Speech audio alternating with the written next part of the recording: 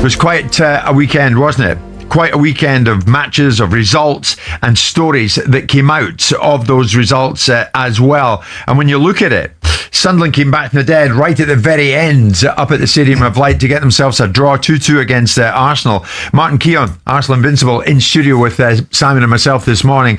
Did Sunderland do a bit of a blueprint in some ways, Martin, as to how you get something out of a game with Arsenal? Well, we shouldn't be surprised let's give them great credit for what they did, the way that they play, the energy that they play at, and the crowd, the belief. It's all part of the story when you go there, and you've got to try and overcome that. I mean, I watched it back again last night, and we were kind of like 35 minutes in.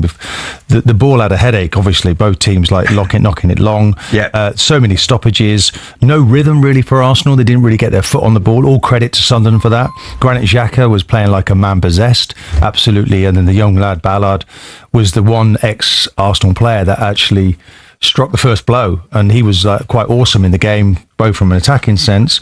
But that's all credit to Sunderland, and these are things that Arsenal are going to have to come up with, Jim. Have we seen Gabriel and Saliba, knocked around a bit like that before? Not really. I think there was a few Arsenal players knocked out their game. I didn't see anyone get knocked out. I saw a few players knocked to the floor, but they got up again, and they took the game to Sunderland in the second half. It was a completely different match. Sunderland sat very deep, Jim. Played with basically a 5 and a 4, one up top. I like their system. They're able to get everybody back behind the ball. They will press high as well at times. Great deal of energy, and they will go well. I mean, they're performing, Jim. No one would have expected to see what Sunderland have done. 14 changes in the summer, huge amount of a turnaround at the football club. No one more important than Granit Xhaka, by the way, and of course the manager who implements that. So Arsenal, I think it might look back at this, Jim, as actually a good point in the end. I know Arsenal are desperate to win games, but overall, I think Sunderland's going to be an interesting game for everybody else to go there and see how they get on. But Sunderland had Arsenal's number, didn't they? To a certain extent, just as Bolton did when you played. They went a very physical approach. Referee allowed quite a lot to go. The very first booking in the match was against an Arsenal player, which was contentious. It depends what side of the fence you're sitting on. I was obviously enraged by that as an Arsenal man, former player, but I respected what Sunderland were trying to do. I really like the way they've come up and just said, you know what, we're not going to try and pass the ball out from the back, which they can do at times when Granit tells them to, because he's there to suggesting to everyone, right, keep it. Okay, go long. He's telling everybody, orchestrating on the pitch. I've not seen anything like that, Jim, ever before from a player who's so important. He has to stay fit, Granit Xhaka. If he doesn't stay fit, they will slip down the table. Yeah. I mean, hats off to Sunderland, isn't it, Simon? Oh, very much so. What an absolute tilt they're having at it. Very much so. And this boy, Dan Ballard, popped up in the playoff semi-final against Coventry in the 123rd minute and got them back into a situation where they could get to the final. No one expected them to beat Sheffield United in the final. They got through that in a game which arguably Sheffield United were better. And this managerial appointment has been a revelation. And what you've got is a hell of a support base up there that's currently behind their side, and they're enjoying this moment. And there's been other sides that have come up, and I just mentioned Sheffield United, that have come up and confounded the Premier League for the first season. And then the Premier League reacts and starts to work out what you can and can't do. The intensity will get you so far. Granit Xhaka has been a revelation of a signing. I used the word twice in a sentence, but it has been that to some extent, because A, you wouldn't have expected him to go to Sunderland, B, he's been utilised in such a role that it's so influential, and they thoroughly deserved the result. They went, you're not going to they didn't play, and I do like the idea of teams not having to, they're almost like, it's almost like some religion now that you've got to play a certain way. You've got to play out from the back, and if you don't play out from the back, then it's heresy. And now what they're doing is they're going, we don't have the capability of doing that. The best thing we can do is make the best version of ourselves and make it difficult for Arsenal, because Arsenal are a physical side. Arsenal can put it about a bit, and I don't mean that derogatory. I mean, in the game against Liverpool, they lost 1-0 away. They were so much more powerful than Liverpool in the first 25 minutes. But Simon, what have these Sunderland fans created at the Stadium of Light? Are we now looking at the stadium, the venue, which has become one of the most difficult for any travelling team? I think we have to say this, right, that they now have a team that they can get behind. And they have a team, it's the chicken and egg situation, isn't it? What makes you play well? Yeah. And what makes you cheer from the sidelines?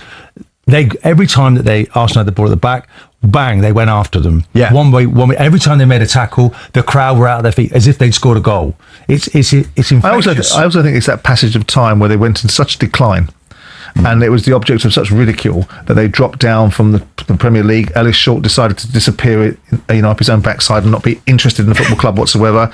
They dropped down in the league into League One, and now they're back, and they appreciate being back. There was a period of time where Sunderland were in the Premier League. Peter Reid had a good period of time with them. Steve Bruce had a good period of time with them, put them 7th in the league, and Bob Murray was their chairman. It perhaps got a bit laissez-faire. Now they're really bubbling again because they appreciate where they are. They limped into the playoffs. I went to watch them play the second last game of the season against Oxford United. They didn't limp into the playoffs. Their fans were booing them. Their fans were booing them because they lost. They didn't limp into the playoffs. What they did was they had a problem in the playoffs because they were there so early that they weren't going to catch the top two. They were stuck. They were almost marooned into the playoffs, and they actually went through this terrible run of form going into the playoffs, didn't they? Where they hardly won a game, and suddenly found their mojo again for the big games. And they let back. You know what I love though? It was also suggested that Sunderland moved the advertising hoardings closer to the pitch to combat the long throws from Arsenal.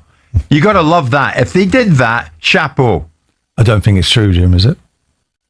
What do you think it's true? Changing the dimensions of the I think there was still. Souness did it and admitted it in his time at Rangers. Yeah, changing the side of the pitch is one thing, but the advertising boards is another. It's fine margin stuff. I still think there was plenty of room to make the throw in.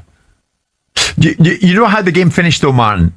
Gabriel and Saliba loved defending. You loved defending. When you leave that part of the world on Saturday evening, did it feel like a loss? Will it have felt like a loss for them after all these consecutive clean sheets? Well, it was such a late goal that would have been a body blow, but you would have looked at it and you go to this, people say it's a rest now. It isn't a rest. It's another international game, isn't it, of major importance. There's only England that are qualified. Everybody else has got to go for it. So it's not a rest. It's just a change of venue and a change of players. But Arsenal will be more than happy, Jim, when you consider they've had 6 away games, Man City 5. They've had some very difficult away games. If we sit at this point, take this breather, Arsenal looking in a very strong position. Okay. The small matter of Pep Guardiola. Pep, good morning. What an achievement. What a milestone. 1,000 games chalked up as a top flight manager. We're going to look at that next. And also, is it idealistic to suggest that Rob Edwards owed Middlesbrough anything? Because Wolves have come... Right, we were talking there about Sunderland's draw against Arsenal. We're going to be joined by an Arsenal fan shortly. But on Sunderland, Tim, did they show the rest of the Premier League how to play against Arsenal? Remember, it was only a draw, Sunderland didn't win, but the commentator kept on saying how they haven't seen Arsenal this kind of fearful of a team this season. Well, they didn't go away anywhere, did they? And when they attack with numbers. You saw the amount of bodies in the box. When they have a set piece, they wait till the action's finished. Not running back, scared to defend before they complete. They keep the ball alive. They keep it in the dangerous areas. They load the box up. They're physical with the Arsenal players. They're not scared at all. And we're talking about an Arsenal team that didn't play bad. It's not as if Arsenal played bad. It's just that they never went anywhere. It didn't go away. Normally teams put their head down and think, oh, that's it. Now they're going to go ahead and they're going to win. Never say die attitude. With the fan support, put the wind in their sails. And when they get set pieces, they keep like I say, if they don't win the first one, they win the second one. They keep it alive. Not a team in the world wants to be under pressure with 6 or 7 bodies from the opposition in their box, challenging for every ball like their lives depend on it. And not only that, when they get themselves level, Dan Ballard typifies what Sunderland are all about with that block at the last seconds of the game. Puts his body on the line for the cause, for the team, for the badge. That's exactly what you need if you want to stay in the Premier League. They're staying in the Premier League. I've told you for a month now. There's no danger they will get. Now they have to start looking upwards. Where can they actually finish? What they are at the moment is party poopers. And that's great. To beat the big teams, who would have thought they could get a draw off Arsenal? No one's getting anywhere near Arsenal. To score a goal against Arsenal is bad enough.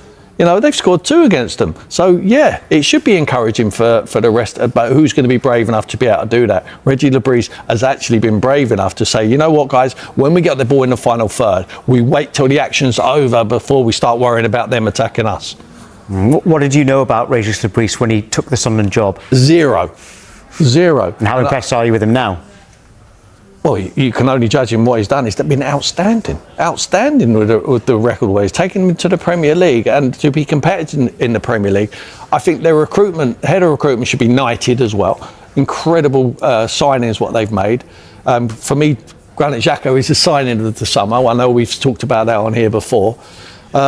He's just a leader. It's not only what he gives you on the pitch. See him yesterday. It's what he gives you every single day on the training pitch and telling people the demands of how to play in the Premier League. We're talking about a foreign lad who's been here for many years and played at the top end of the Premier League, but now is willing to go to Sunderland to operate, which he would have thought at the bottom of the league, but no, hasn't materialised like that. He's looking mid-table, upwards, and incredible where they are at the moment. Nosebleeds material for Sunderland. Yeah, so with Dan Ballard, someone sent me a tweet that said, if an asteroid was heading to Earth, just put Dan Ballard in front of it and he'll head it away. I think it was on Paddy Power. And he was at Arsenal as a kid. He was at Arsenal. How worrying is it for Arsenal that they did drop points? So they haven't dropped many this season. And could this be the start of a drop-off? We've got their next 5 fixtures, actually. So the Sunderland game was 2-2, but then Tottenham at home. That's a drop-off. Yeah. Bayern Munich in the Champions League. Then Chelsea away. You never know what you're going to get from them. Brentford are doing a lot better than everyone expected. And Villa are now back on form. They're their next 5. Will there be any concerns from Arteta at the moment? No concern. Like I say, the performance was good. I thought the attitude was good. It's just a team. You have to give them credit sometimes. Hold your hands up and say, they went for it and they got what they deserved, which was a point in the end, just for sheer endeavour and quality along the way. But Arsenal won't panic. They won't panic. I think they're in a great position. Their only concern at the moment is when they watched the football yesterday, would have saw Man City looking like something like their best. I'm not sure they're actually there yet. But if Haaland keeps himself fit, Rodri comes back into the team, they will be looking in the wing mirrors, and it won't be for a red shirt. It will be for a light blue one, in my opinion. OK, well, let's bring in an Arsenal fan now and speak to Christian Ty. Good morning to you, Christian. Have you got any worries at all at this stage, having dropped points on Saturday? I wouldn't say worries, but I never thought it was going to be a walk in the park. Such a competitive league, so many teams that have so much quality, believe they can win it, great managers, and you can never write them off. A manager like Pep Guardiola is always going to have a plan. People calling City a one-man team. Well, I think we're seeing that they're definitely not that now. Jeremy Doku with a fantastic performance yesterday. What he's now getting out of Nico Gonzalez, obviously in Rodri's absence, is great. And then there's also other teams. I know Liverpool are looking maybe far away from it now, but they could definitely go on a run with the quality they have. They have experience as well of obviously winning the title. Are you saying it's still at least a 3-horse race and not 2? I don't know. I really don't know. I think it's still early. What have we played? 11 games? Like, anything can change. Just a few weeks ago, Liverpool were 5 points ahead. People were saying, it's theirs to lose. Now they're 8 points behind and everyone's saying they're out of it. So it can still change around. I just think as Arsenal, we just keep focusing on our job. I know we had a draw. People say it's a bad result. People say it's a point gained, a point lost. Either way you look at it, you just got to not lose the momentum. It's a tough place to go. Anyone can go there this season and drop points. They got, a good manager, good players. We know all about Granit Xhaka. I was very disappointed after the game because I thought we played well enough in the game, especially in the second half, to take all 3 points. And then a goal that you wouldn't, associate with Arsenal conceding. A ball into the box, not winning the first contact, and then David Raya rushing out. So I was disappointed, but in hindsight, we've won 10 in a row, 8 clean sheets in a row. A draw away from home is not the end of the world. So yeah, they got to keep their heads up and keep going. And for the last 2 games, you actually haven't had a fit striker. OK, you had a makeshift striker for the last 2 games, but you've still scored 5 goals. So when Arsenal have been praised for their squad depth throughout the season, that's an area where actually you've got no one, but you've still scored 5 goals in that time, and your makeshift striker's got 2 of them. Yeah, I mean, Mikel Merino, he's like the perfect backup to a backup to a backup. We've got obviously Jesus, Havertz and Gyökeres all out, and somehow this guy, he's maybe a defensive midfielder, or I don't know what he is now. I think he was a defensive midfielder originally. I think Arteta turned him into a more attacking midfielder, obviously turned him into a striker. He's an attacking midfielder for Spain, but this guy can just come in and put numbers on the board. And yeah, he came in obviously in the Champions League, scored 2 goals, came in last season, scored some big goals, Real Madrid. But we do have, injury problems going forward. I think we've got 7 injured players. We've got Madueke, Jesus, Havertz, Gyökeres, Martinelli, Odegaard, or 6. I don't know if I'm missing one in there. But, to still be top of the league, 26 points, 4 clear of City, and 8 ahead of Liverpool at this point, I think is still impressive. If you'd offered me this before the season, you're going to be 4 clear after 11 games played going into that international break, I would have taken it. So Christian, it's not all doom and gloom. Christian, I always say it's really hard for a London team to win the Premier League because of the derbies. You've got 2 derbies coming up after the international break, Tottenham and Chelsea. If you win them 2 games, I think it gives you the confidence to really, really go ahead and you're off the bridle then, mate, and I think you're away. Would you not agree with that? But to lose them 2 games, which possibly might happen, pal, I'll just put that in your head. That would be an absolute disaster, and that'd be more than dropping 6 points. Yeah, I agree, it would be a disaster. I don't think we'll lose both. I think we're good enough to win both. I think we should be definitely aiming to beat Spurs at home. No disrespect to them, but like I say, it's a game. Spurs are better away, you know that. 3 points. They're better away, but usually when they come to the Emirates, they struggle. So hopefully it's more of the same. Like I say, I think we're more than good enough to beat Spurs at home. Chelsea away will be tough, but again, I think you could take all 3 points.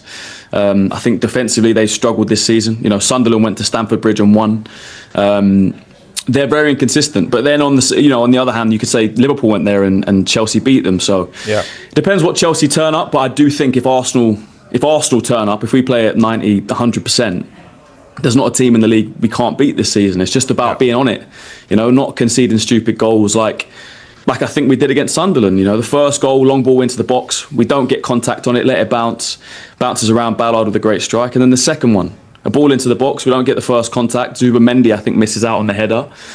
And then, you know, David Raya comes rushing out. 2 avoidable goals. So I think they'll be looking at that and they won't, you know, it's not like we had a terrible performance where we fell apart. It was 2 moments where we conceded 2 goals. We're much better in that second half.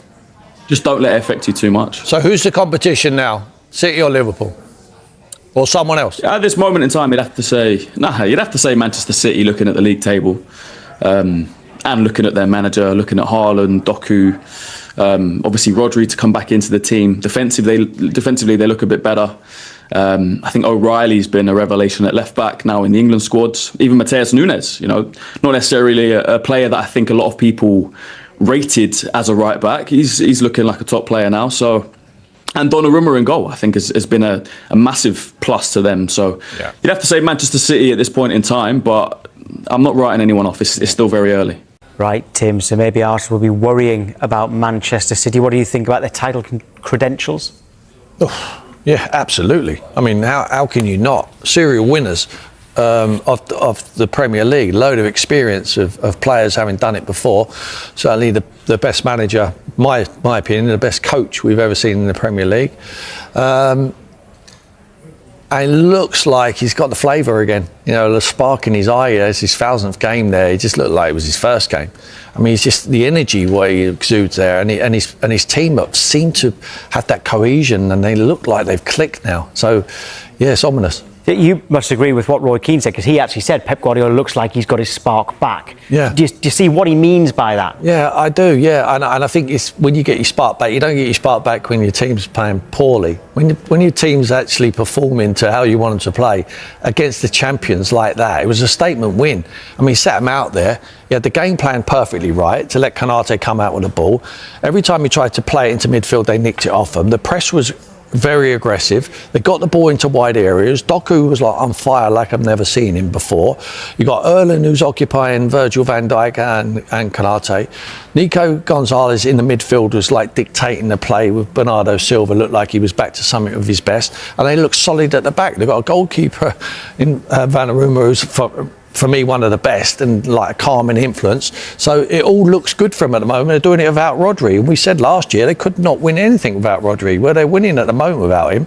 When he's back and firing on all cylinders, you have to give him a real opportunity. 4 points now is nothing. Is that one of the most impressive things about this? Is that they are doing it without Rodri, despite all of those questions last season? Yeah, I think so. I think they've answered them questions. Difficult when someone's coming in like Nico Gonzalez coming into the league. You think, yeah, Rodri, you know, you're going to miss him. Of course you are. But now he's got used to it. He's played the 40 games or whatever he's played now, and he's ready to go, and it looks like he's up to speed. But when everyone's playing they were so fluid. The rotation in the midfield areas, you know, the fullbacks getting forward at the right time. When someone goes, they fill up holes. It was just a well-coached side what we looked at, and it wasn't like a team would just get the ball forward to Erlen and hope he wins. And like we have seen that they've stumbled over the line sometimes. If Erlen's just got them across the line, now they look fluid and they look like a real team with a real structure, and they played out from the back with ease against an aggressive press what Liverpool have, but they had no answer to it. On Friday, I asked a question to Jay Bothroyd and to a Manchester City fan who we had on the show, and I was told this question was a stupid question, and my job was at risk for this question. So I'm going to just tweak it a little bit. It was, would this be Pep's greatest achievement as a manager if he was to win the title this season? Now, my point is that last season, they were nowhere near it. This season, Arsenal have been much, much better. Against Liverpool are in it as well. And that's the point, is it what the turnaround this would be if Manchester City were to win it? Would it be one of his best? Yeah, I think it's fair. I think it's a fair question. I don't think your job should be at risk at all. I just feel that it's a very good question because he's had to integrate and build a new team. The age of this group, what he's got there now, he's got a few more to go. He's got a few more to drip in and out, but he won't risk that by losing football matches, but he'll put them in at the right time. Sir Alex Ferguson done it for years. He built teams but still won. He wants to do that as well. He's done it in the past and he will do it again. You know, give him the opportunity, Pep Guardiola, to build a team and then win again. He's not interested in just taking part. He wants to win. That's what he's done all of his 1,000 games. I mean, when you look, it's incredible, his record. It's just fantastic, but he does make players better. Whoever goes into him, I think they get actually paid by Man City for the best teacher in the world to make them better. They should be paying him. They should be paying him or learning from him. Because loads of these players who he's managed, they all turn into be great, good coaches because they all try and emulate what he's got. I'm not sure they can ever do that because it's going to be an impossible task. This guy's a genius. And the boys are absolutely right. I heard Gary there, or it might have been Jamie, saying when it comes to March, April, that is when it tells. I can tell you my own experience. You can get yourself, you can jockey for position. That is when it starts because that is when it starts getting nervy. That's when you start seeing the finishing line. They've been there, they've done it, they've seen the finishing line. Liverpool have done that. I personally think they're going to be too far behind. Arsenal haven't yet. So that's when they might start getting a little bit nervy. Right, well, Sky Sports are partnered with Finalysis, an app where passionate fans share their opinions on their club. If you want to represent your club, scan the QR code here or visit the Sky Sports app for more details. Manchester City supporter Aston Buckley is with us now. Aston, hello to you. Big win on Super Sunday. Was it a statement win? Yeah, definitely a statement win. I mean, Liverpool are champions of England, aren't they? They're current champions no matter what form they've been in. And City seem to... It was the most comfortable game against Liverpool I can remember for quite a long while. I mean, City 17 shots to Liverpool 7. The pressing structure really worked. Like Tim was saying, City sort of cut Van Dijk out the build-up. Kanate was left on the ball, and City really did dominate the game. Liverpool had that chance. I mean, if Van Dijk's goal isn't disallowed, which I know is a bit of a contentious decision, then maybe the game's a little bit different. But I don't think it would have done. I think City still would have gone on and won that game comfortably. You've always been quite confident about Manchester City's chances this season. Are you as confident as you have been after that win? Yeah, I'm definitely, I think after that win, more confident than I was maybe last time when we spoke about it. I mean, a lot of people were doubting City, weren't they? People were saying City aren't the title race, it's Liverpool versus Arsenal. City don't look like the team they were. I think that's changed now. You know, Pep Guardiola, we're talking about rebuilding the side. Has he ever rebuilt a team and made it into a title-winning team when he's already had the players there from years gone past, Pellegrini players, Mancini players and so on? He's done that now. He's rebuilt a City side with all his players, not a single player left now from previous eras. And I do think City now are looking at Arsenal and thinking we can catch it. They've done it before in the past. History's proven that. I think Arsenal start to worry. Aston, you know my opinion on this? I think it's as simple as this. I think there's a lot of difficult games for both Arsenal and Man City, but the head-to-head are going to be huge. Huge games of football. Whoever comes out on top in the head-to-head, in my opinion, might go on to win this Premier League. Yeah, I mean, we've seen that before, haven't we? And many times it's happened before. Either Arsenal managed to get a draw, and they've played for a draw at the Etihad. We saw that, and that didn't work in their favour. Or City have completely blown them out of the water. I remember the 4-1 win at the Etihad, where that came into a game. I was worried at that one. I thought, this is a game where the head-to-head is going to decide the title. It's either City or Arsenal, and I think that Arsenal might just get a result at the Etihad, and City beat them 4-1 easily. So I think when the pressure's on, City have proven from past experiences they know what to do. They've been in this situation. Arsenal haven't proven themselves yet. I mean, if they prove themselves this season, then great, maybe that'll help them in the future. But at the moment, I think it is in City's favour. Well, the game of the Etihad is until the 18th of April. In fact, it's the 6th last game of the season, which is a great time in terms of a head-to-head in the title race. But it is for Man City, because they've done it before. And Arsenal away from home for that one as well. But Arsenal do look better than they have done in recent seasons, though. Aston, does that worry you? Yeah, I mean, they do look really good, don't they? But I mean, this idea that this sort of the team that you can't beat them, you can't score against Arsenal. Sunderland scored 2 against them on the weekend, so there obviously is weaknesses in the Arsenal side. I think everyone always says the weakness is a mental issue with Arsenal. You know, they get to the final stages, and that's where they struggle. Whether they've sort of sorted that this season under Arteta, I don't know. I think just everything's in City's favour, how things have happened in the past. I don't see City sort of crumbling at the end. We know City can go and win 13 games in a row. We know they can do it. They've done it how many times now? Yeah. And I think that really does work for City. Arsenal will be worried. And I know they've been good so far this season.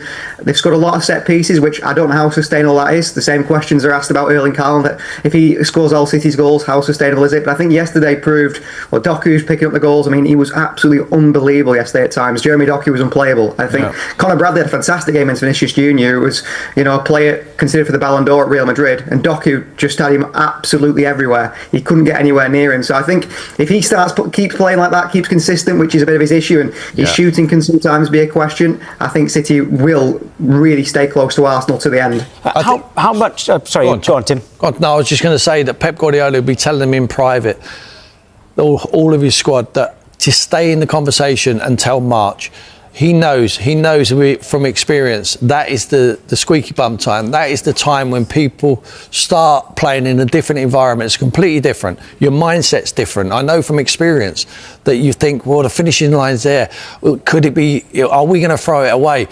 I just think with that experience where you'll be telling the lads, you need to just stay on the line, that, you know, once you turn the bend, you start seeing the finishing line. And I think that experience might just be the difference between who wins it and who loses it. Yeah, I mean, it's what Pep's done with the players he's brought in. I think a big difference you could see between Liverpool and City is the new signings. City's signs have hit the ground running, really. They've all sort of performed already. Shirky's been great. Nico in the midfield. You know, we're not missing Rodri at the moment, which is crazy to say that. Whereas, like Liverpool's players, Wirtz, I mean, he was pretty poor yesterday, wasn't he?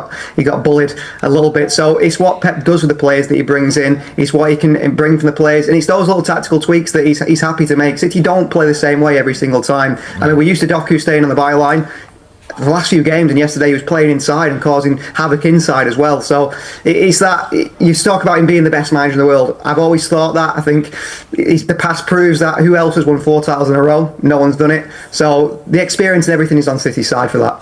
Penalty miss, Ballard's costly error, and Brobby's high boot, breaking down the controversial moments from Sunderland versus Arsenal.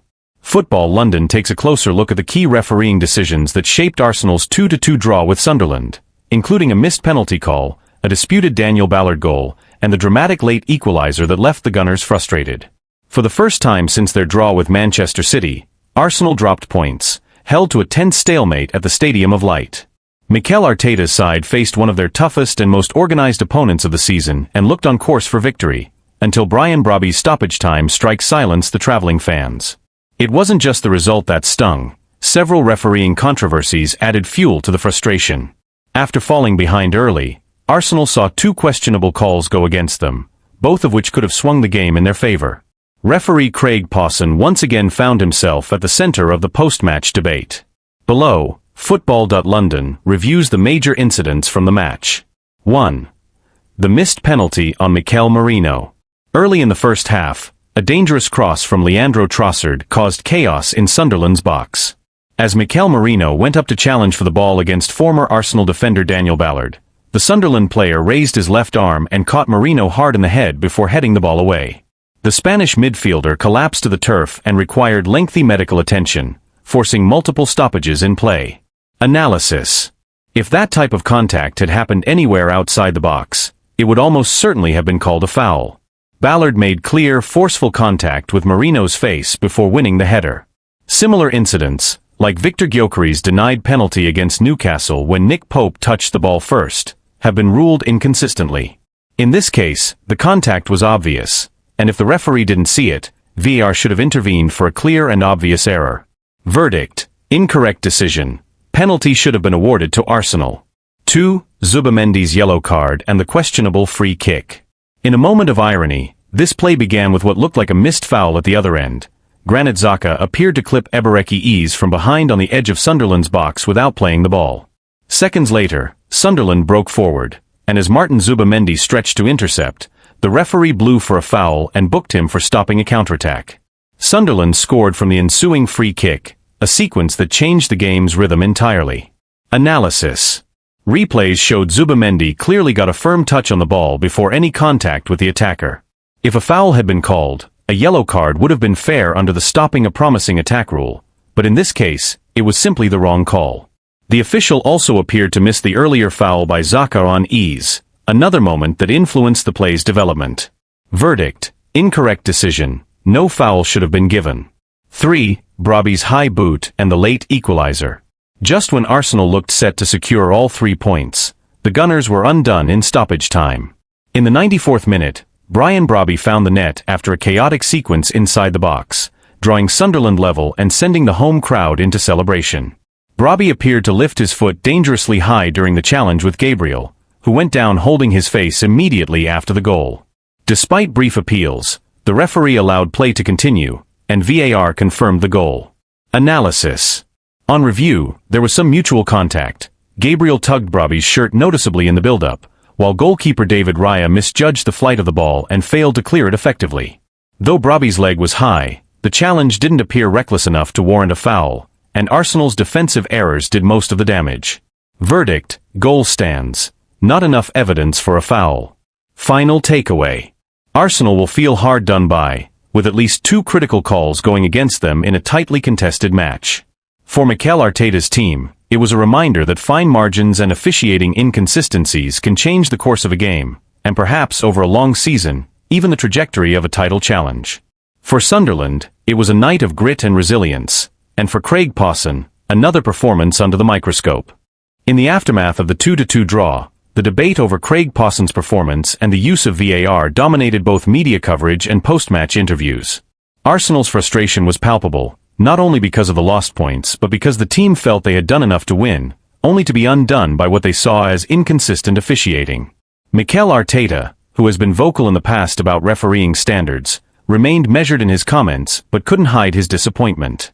He acknowledged his team's defensive lapses late in the game but also alluded to the small details that went against them. Those close to the manager described him as visibly frustrated in the dressing room, emphasizing that such decisions can change the momentum of an entire season. Behind the scenes, Arsenal staff reviewed the match footage extensively, pointing to specific incidents that they believe should have been handled differently by both the referee and the VAR officials. Club sources indicated that the Gunners plan to raise the matter formally with the Premier League's refereeing body, PGMOL, not in protest of the result but to seek clarity and consistency in future decisions. Analysts and pundits were quick to weigh in as well. Former players on post-match broadcasts noted that the lack of VAR intervention in the Marino incident was difficult to justify, given how clearly the Sunderland defender's arm made contact. Others pointed out that Zubamendi's yellow card, which led to the free kick and subsequent goal, was a turning point that unfairly tilted the game's balance. Meanwhile, Sunderland's perspective was understandably different. Manager Tony Mowbray praised his team's resilience and fighting spirit, highlighting how they continued to push until the final whistle. "We showed character," he said. "We went toe-to-toe with one of the best teams in the league and earned it." The draw, however, sparked wider discussion across English football about officiating consistency, especially in matches involving top sides. Former referees appeared on sports networks to analyze Pawson's decisions frame by frame, with most agreeing that while none of the calls were egregious, the cumulative effect painted a troubling picture of indecision and inconsistency. For Arsenal, the result meant more than just 2 dropped points. It was a psychological blow in a title race where every margin counts.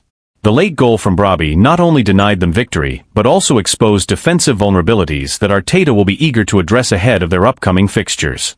In the broader context, the match served as another reminder of how officiating remains one of the Premier League's most polarizing topics. Whether it's a missed penalty, an overlooked foul, or a subjective interpretation of clear and obvious error, moments like these continue to influence outcomes at the highest level. As the league moves deeper into the season, both Arsenal and the officials involved will feel the weight of this result. One as a setback in their campaign for consistency in silverware, the other as a fresh entry in an ongoing debate about accountability in modern refereeing.